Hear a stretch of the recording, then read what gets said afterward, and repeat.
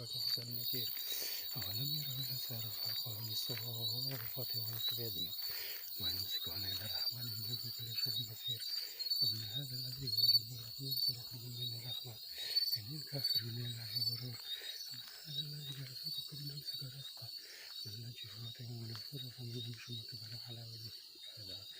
ومن يمشي سبيلا على صراط مستقيم قل هو الذي أنشأكم وجعل لكم السمع والأبصار والأفئدة قليلا ما تشكرون قل هو الذي زرعكم في الأرض التي تخرجونها فهذا الوعد إن كنتم صادقين قل إنما العلم عند الله وإنه أنا نذير مبين فلما رأوا هذا الفرنسي يأتيه الذين كفروا وقيل